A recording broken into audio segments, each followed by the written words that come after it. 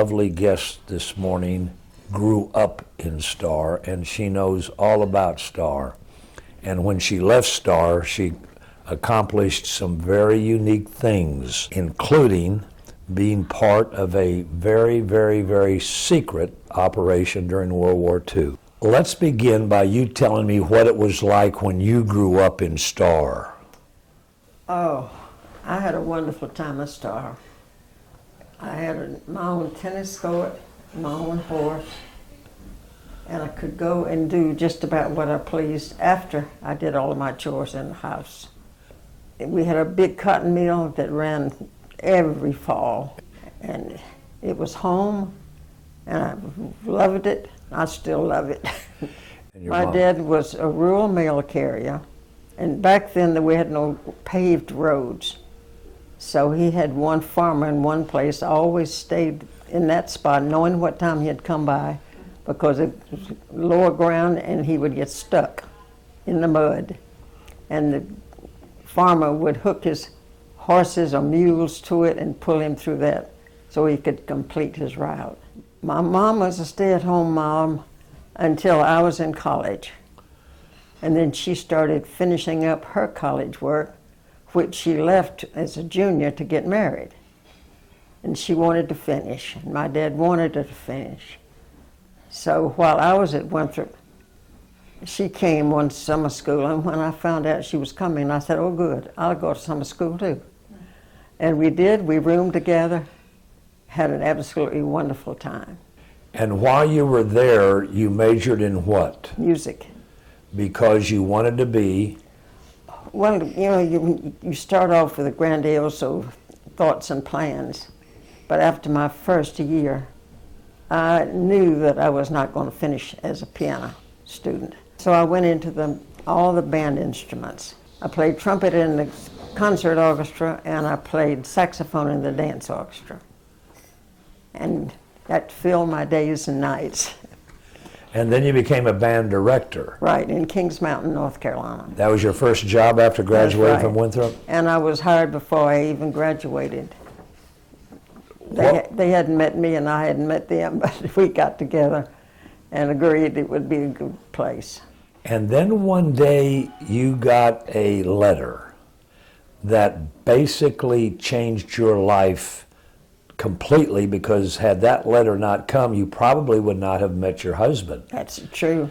Tell me about the letter and what it said and how it was kind of not all forthcoming.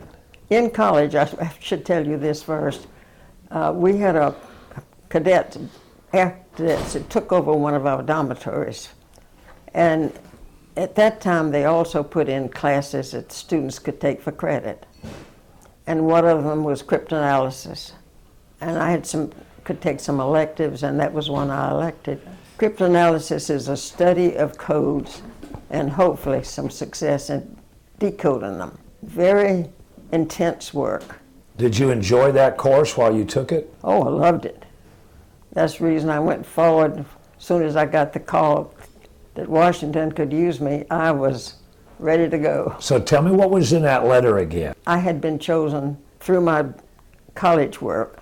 It surprised me, but nevertheless, when I got the letter, I also got a call from my roommate who had already gone to Washington with the same type work. And so I kind of questioned her as best I could to find out if I should come. Well, I went. I've never been sorry for a minute. And one of the reasons that they wanted you was because of your ability in music. Correct. How did that translate? Those of you who know music, and most of you do, where you have a time signature, whether it's treble or bass clef, you have to read those. You have to also play the piano. You do everything with music, and they wanted someone who could, their thoughts would encompass all different areas. And I guess that's why they said come, and I did. And when you got there, at what point did you fully understand what they wanted you and these other girls to do? They spent 2 weeks teaching us to print a certain way so that it was perfectly clear and it could not be changed. Also, I think that they started teaching us a little Japanese, just words that we could be familiar with if we saw them again. We didn't have to actually memorize them, but we did that for 2 weeks. And then you were out on the job, which was, main building was straight, and then from it, wings went out. And there were 5 wings full of people. There were thousands of women. Thousands. In those buildings. That's right. And your goal was to decipher codes that came in. Right, and those codes were gotten by our huge antennas in one place. I guess there were 15 or 20 of them, and they were intercepting messages from Japan. And we were trying to decipher those to tell our troops what was going to happen, what they needed to do, and it was very involved. There were 2 branches of the service that were basically involved in this, the Army and the Navy.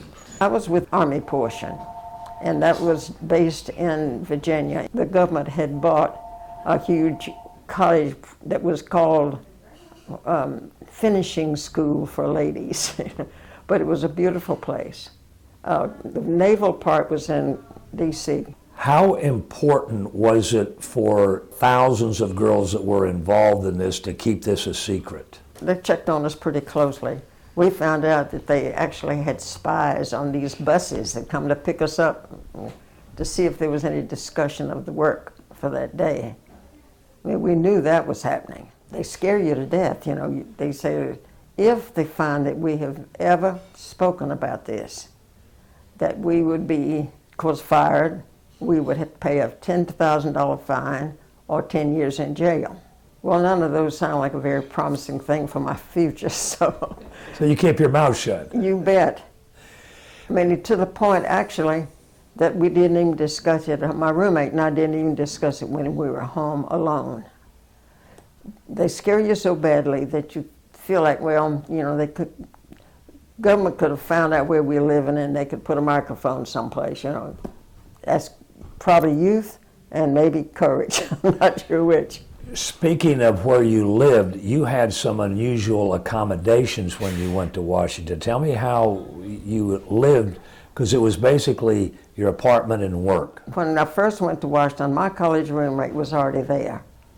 And when she heard that I had decided to take this job and come, she said, well, good, you can come and live with us in the apartment. It sounded good to me, and I said, yes, of course. And when we got there and I walked in, there were 2 other girls. And I was quietly kind of snuck around and asked my roommate, where do we sleep? And it was 1 bedroom, 1 bath, and that was it. And 1 bed? And 1 bed. In that bedroom? Absolutely, 1 bed. And we arranged it so that we were on a 24-hour shift anyway. So we had the day shift, you had the swing shift, which started at 4 o'clock in the afternoon, and you had the graveyard, which of course started at 12 midnight and went until 8 the next morning. So if we could get our schedules so that the 2 that were in the apartment when I got there, they would decide they were going to work 8 to 4. Yeah. Well, that meant that we were going to have to do graveyard, which we wouldn't leave till midnight, and we got back at 8 o'clock. Well, they had already gone to work. So they just crawled out of the bed and we crawled in. What was it like with your group when you all were able to decode one of these messages? What was the atmosphere like? Oh, joy. It's similar to what you see in the space now when the spaceship goes on, well, everybody's clapping. Mm-hmm. Well, that's what happens when somebody gets a message. And many times it was not public. It didn't even come up to us. I guess too afraid that they just sent it up to what we call the big boys, which were the generals and those who were the last ones to see it. I had the joy of being one of those at one time. I got a message that I finally started decoding, and I could think like the word Maru, M-A-R-U, was ship. And if you find that, then you keep sliding along hoping you'll see another put together. Well, this one went together pretty well. told that this particular ship was leaving this particular port at a certain time. I got all of that information. And it was headed, I've even forgotten at this point where it was headed, but we knew where its destination would be. And of course that went very quickly, out of my hands to those who would send it to other places. And about 2 or 3 weeks, I guess, after that, I heard that that ship had been sunk. Because of you. Well, but you know, it has joy and sadness. Sure. But we're at war. We're in a war, and you want to save our men as much as you could. But after the war was over, and I was married and had a family, I thought, you know, that ship went down with all of those Japanese men on it. But, you know, you can't think of that because you did the best you could at the time. But it does come to mind. Will you feel pleased and happy that you had an opportunity to serve? For me, just knowing that I served well and I had some part, in a little tiny part, of winning the war. And I was not in military service. You were civilians. So we were civilians. Employed, in your case, by the Army. That's right. The things that you and the thousands of other women did were part of a book. Show me that book in which you and the rest of them are talked about, and that's basically Code Girls is your story. Right, and at the time this book was published, we didn't know, at least I didn't, and those that I've spoken with did not know anything had been released to the public. So we were still zipped. Yeah. My mother and father died not knowing what I ever did in Washington. But you couldn't tell them. They never asked. I just said I had a good job with the government. Yeah. And they accepted that. Tell me what happened after the war is over and you're partying in Washington celebrating the victory. That was the most joyous night probably of my life because it had been so intense. The day that the war was over, we knew it on the post, but our post was sealed. No one could come in, no one could go out until the president announced it publicly. Once he announced it publicly, they opened the gate and the buses were lined on the street, filling up with all these women going into Washington. And you can imagine, it was just wild. Never did I see anyone misbehave, not drinking or anything like that. It was just pure joy. The first thing I noticed when I got downtown, on the Statler Hotel, it's about 12 stories high, people had thrown out toilet tissue. So that was their way of celebrating.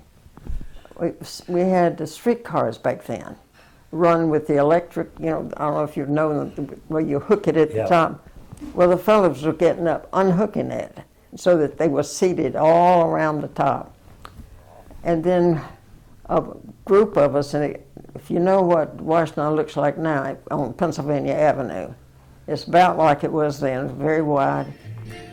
We went arm in arm down that street singing, "Happy days are here again." Happy days are here again, the skies above are clear again. Let us sing a song of cheer again. Happy days are here again.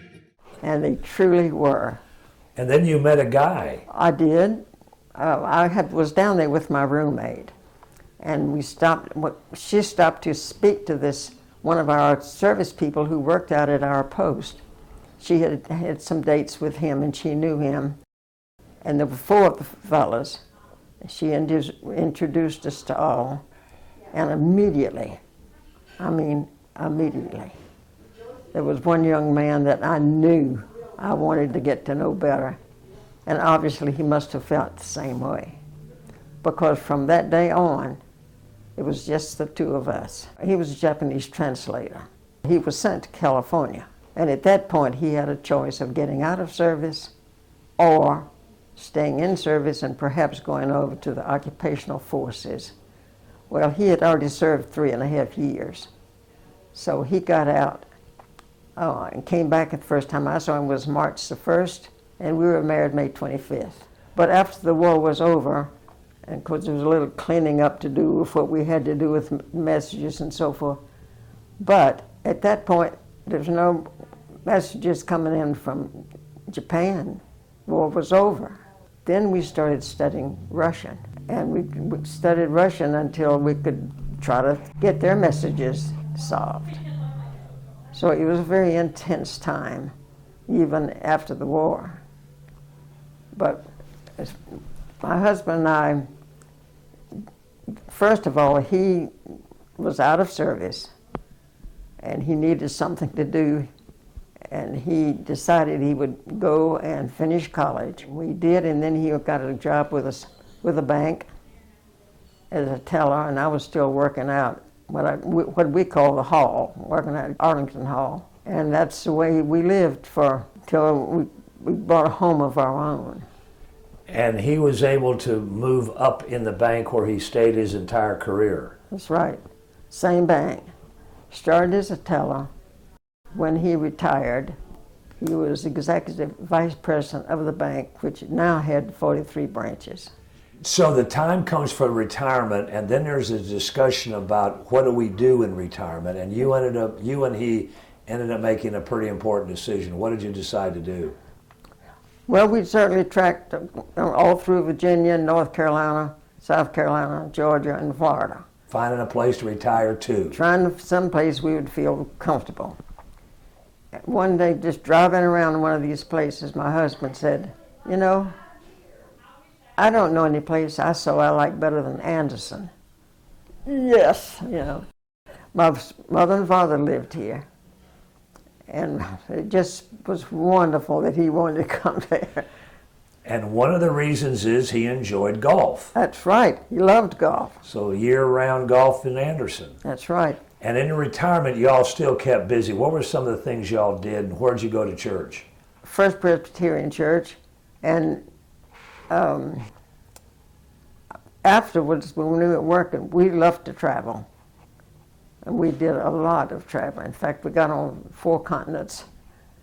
And every place we could go, we just enjoyed that so much.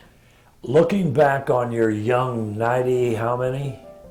97. 97 years. You've put in a lot, but it seems to me you've gotten a great satisfaction from your time on earth, not only in what it has done for you, but what you were able to do for others and our country. I have been very pleased with my life. And Anderson is home. You bet. And we lived here. My husband died in 2009, and I'm still in the same house. Everybody says I should downsize, and I'll say no. I'm going to stay where I am until I can't move. Miss Jeuel, thank you so much for sharing your story with us. It's been fabulous, and thank you for what you and all those thousands of girls did for our country back when it was so important. Thank you for having me.